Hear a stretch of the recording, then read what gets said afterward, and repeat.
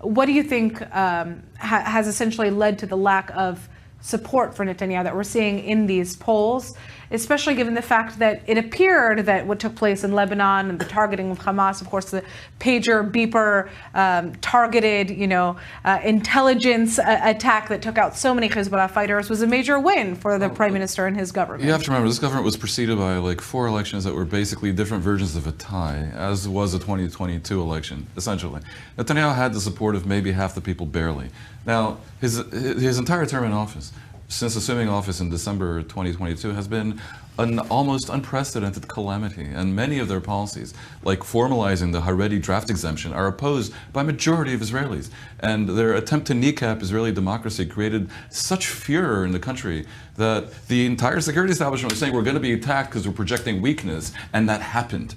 The debacle of October 7th in any parliamentary democracy, a reasonable one, where the leadership had a shred of dignity, would have led to a resignation. Netanyahu was hanging on in hopes of somehow changing the narrative, making people forget, bringing successes to the table, as they've done in the past month or two, to turn that around.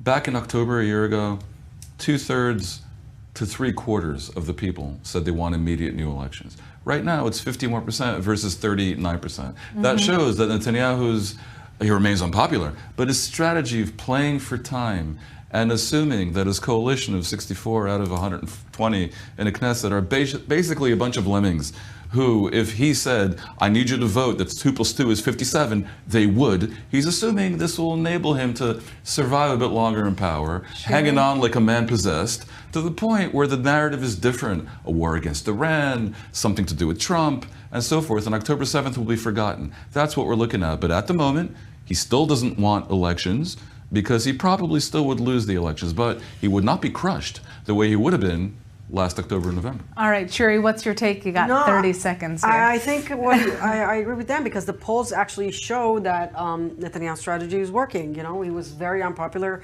right after October 7th. And now it's just unpopular. Right, and now it's just unpopular, which is like turning back the clock. So we're back to be very polarized, like they are in the U.S., and we're half split.